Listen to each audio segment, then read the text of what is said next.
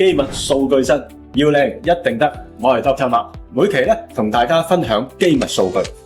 好多女士都問其實飲嗰啲膠原蛋白飲咧，其實係咪根本吸收唔到嘅咧？今日咧就用科學嘅研究咧，好清楚咁話俾大家聽。根據呢個 International Journal of Pharmaceutics 指出咧，其實只要大過500個 kilodalton 嘅分子結構咧，基本上咧係冇辦法滲透過到我哋嘅皮膚嘅。我哋嗰個角質層咧就好似一道長城咁樣咧，去阻擋晒呢一啲太大型嘅一啲膠原蛋白嘅。咁而一般咧，我哋嘅膠原蛋白嘅分子量咧，大概咧就喺300個 kilodalton 咁上下咯。咁即係你有幻想下，而家你揸住架法拉利咧，要喺旺角嗰度飛馳咧，基本上係冇可能嘅，全部塞死晒。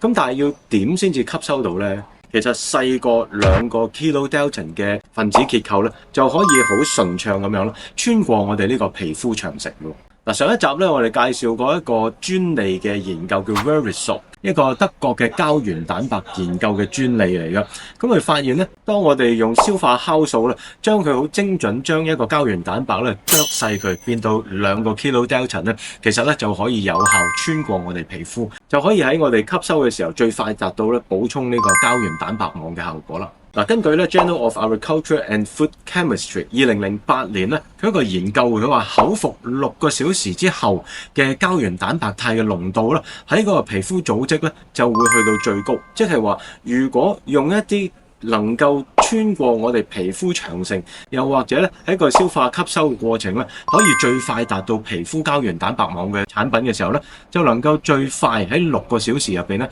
將我哋皮膚嘅膠原蛋白補充咧，去達到巔峰嘅位置。咁點解分子量係咁重要呢？咁樣其實就好似我哋行街咁樣啦，喺旺角一啲窄巷咧，其實咧逼滿人嘅時候咧，你好難行得過。咁你要行得快咧，就你嬌少啲、細粒啲咧，自然就會好啲。咁但係如果你喺一個普通嘅膠原蛋白，就算俾條彌敦道你行都好啦，其實咧你都好難穿得過㗎噃。嗱，最後啦，咁講講啦，我哋頭先提過 Verisol 呢一個嘅專利配方啦。根據2014年咧 Skin Pharmacology and Physiology 嘅研究啊，佢發現補充 Verisol 呢一個嘅專利配方咧，就能夠提升皮膚彈性15%，亦都能夠咧合成一啲新嘅膠原蛋白咧，多於18% 嘅噃。記住補充膠原蛋白咧，唔係飲咗就算嘅，其實個分子量咧，先至係決定所有效果嘅最重要嘅因素嚟嘅。基底有料到 ，follow 我哋先知道。記得撳埋個鐘仔，將我哋條片分享俾同你一齊想變靚嘅朋友仔。下一集再同大家一齊開機密。